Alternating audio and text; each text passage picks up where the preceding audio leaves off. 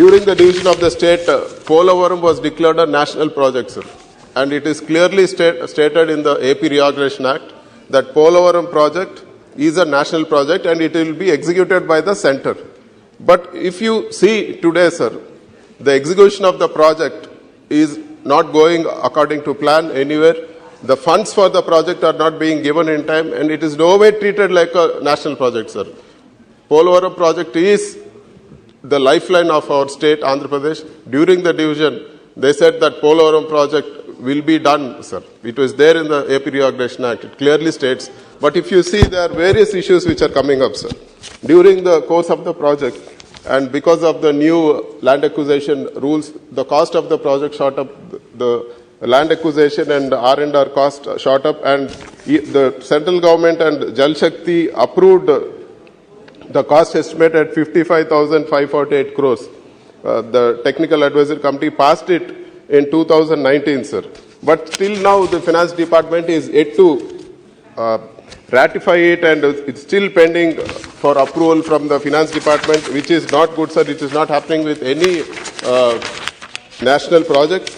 And is more surprising is that in any dam which is being built, or the dams which are built previously in all the national projects, nowhere the drinking water component and the irrigation component was made separate, sir. Here they are saying that the drinking water component is not part of this, and we are going to exclude this amount, which is 4,068 crores, which is not good, sir.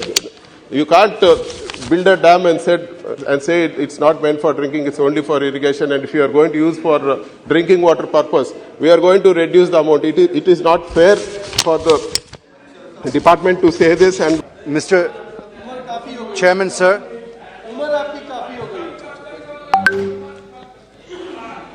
Thank you, sir. Chairman, sir, I rise to support the additional expenditure the Honourable Finance Minister is seeking from the House through the first batch of supplementary demand for grants for 2022-23, and also the demands for excess grants for 2019-20. Sir, I will be brief and crisp since time given to me is very little. Sir, let me start with the issues of my state of Andhra Pradesh first. First is the issue that has been going on for the last 3 years, sir. The farmers of 29 villages who have given 33,000 acres of fertile agricultural land for the development of the capital city of Amaravati have been on a non-stop protest since December 2019, fighting to ensure that Amaravati is made the sole capital of the state and to ensure that the promises made by them by the Government of India are fulfilled.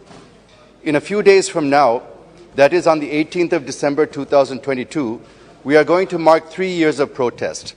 There has never before been such a long protest by farmers for their rights in the country, sir.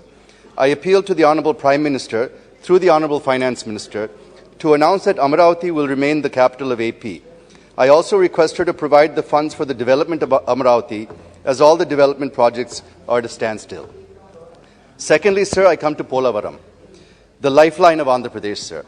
The completion of the project will turn our state into a lush green state, full of crops, and also meet the drinking water requirements of the entire state. Therefore, I urge the Honourable Finance Minister to approve the revised cost estimate amount of 55,548 crores as recommended by the TAC, which includes the cost for land acquisition and R&R for the people displaced due to the project. Finally, through you, sir, I request the Honourable Finance Minister to release the funds for the 18 commitments mentioned in the AP Reorganization Act. Through you, sir, I would like to remind the government that this is the final budget that is going to be presented before the 10-year deadline that is mentioned in the AP Reorganization Act comes to a close. And therefore, all of the commitments legally and through the act made by this House should be completed in full by 2020. So the next budget is extremely important for us. And therefore, I request the Honourable Finance Minister to start releasing funds to ensure that all the promises made in the Act to the 5 crore people of Andhra Pradesh are fulfilled in full. Sir, I now come to the supplementary demand for grants and the demand for excess grants. Firstly, rupees 1.09 lakh crores the FM has sought for fertilizer subsidy to farmers. This increase in fertilizer subsidy is primarily due to geopolitical reasons and logistics issues that have arisen due to the Russia-Ukraine crisis. Both are major suppliers of fertilizer to India, and the war between them has disrupted the flow of fertilizers. This demand is also justified since it is meant for farmers. But here I wish to make a point that the Honourable Prime Minister, while inaugurating the Ramagundam Fertilizer Corporation, is on record saying that we need about 2.5 lakh crores for fertilizers. If you add the 1.05 lakh crores provisioned as fertilizer subsidy in the 22-23 budget, with the 1.09 lakh crores proposed now, it comes to about 2.14 lakh crores. So I would be grateful if the Honourable Minister can explain how she is going to fill the gap of around 36,000 crores, sir.